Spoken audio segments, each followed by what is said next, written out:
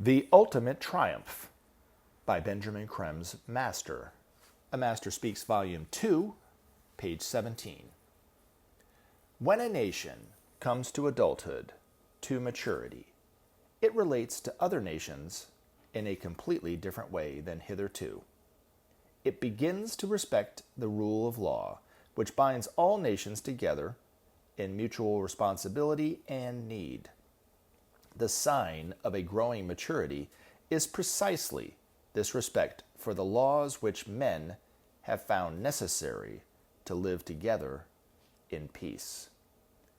From time to time, a nation may feel powerful enough to ignore the law which irks its ambition to dominate, and to make war despite the warnings of restraint from its friends. Thus it is today that the United States, now alone a superpower, vexes and worries the people of more mature nations, who have grown to see the folly of unilateral action outside the rule of law.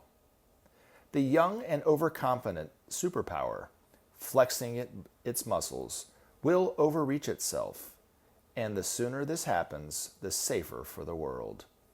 Already, a steadily growing chaos exacts due cost in life, both American and Iraqi. The seal of Pandora's box has been broken, and from it has stepped a monster out of control. To be sure, the U.S. administration wear as brave a face as they can muster, but behind the scenes, they are worried indeed, and seek desperately a less than ignominious method of withdrawal. Meanwhile, the defeated Iraqi army fights a guerrilla war with some success, while religious groups, seizing their opportunity, increase the tension with calls for civil war. Thus, the paramount adventure of the American president, designed to demonstrate the invincibility of the United States, has little to show for its efforts and very much still to lose.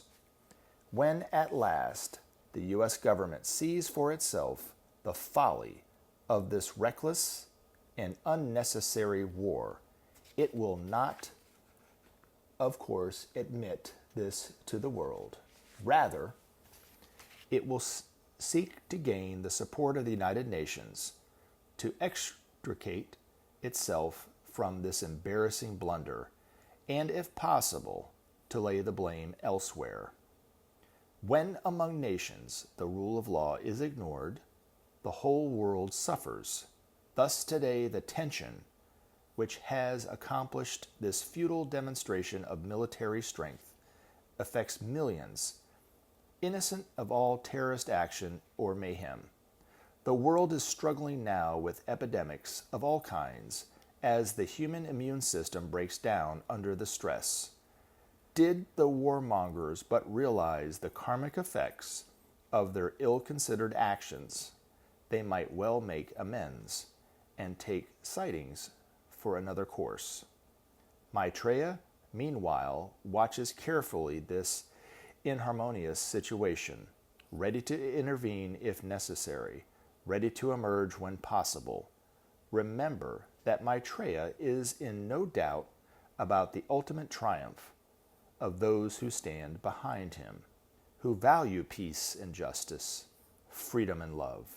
He knows that these are the mainsprings of human existence, and comes to see them enthroned in all.